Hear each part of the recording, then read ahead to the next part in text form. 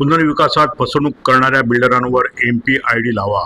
आमदार संजय केळकर यांची मुख्यमंत्र्यांकडे प्रस्तावाद्वारे मागणी.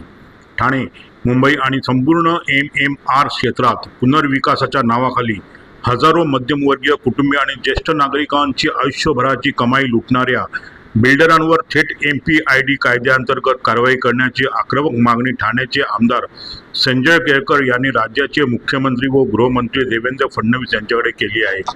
ठेवीदारांच्या हितसंबंधांचे संरक्षण करणाऱ्या कायद्याअंतर्गत गुंतवणूकदारांची आर्थिक फसवणूक करणाऱ्या कंपनी संचालकांवर ज्याप्रमाणे कारवाई केली जाते तशीच कारवाई सोसायट्यांची घरे पाडून नंतर भाडे व कॉर्पस थकवीत गरीब रहिवाशांची फसवणूक करणाऱ्या बिल्डरांना थेट अजामीनपात्र गुन्ह्याखाली अटक करण्यात यावी.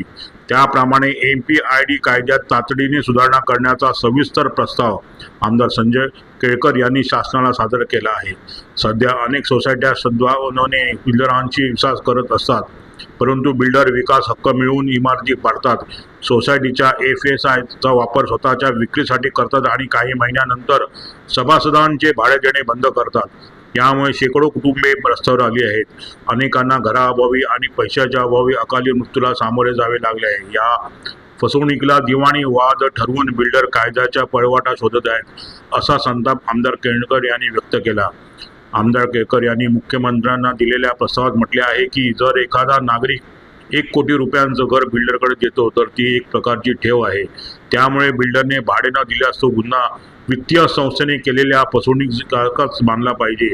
त्यामुळे MPID कायद्याच्या कलम 2क आणि 2ड मध्ये सुधारणा करून विकासक प्रवर्तक यांना वित्तीय संस्था मानण्यात यावे आणि सोसायट्यांना त्यांनी दिलेला ताबा ही ठेव मानली जावी, अशी मागणी करण्यात आली आहे.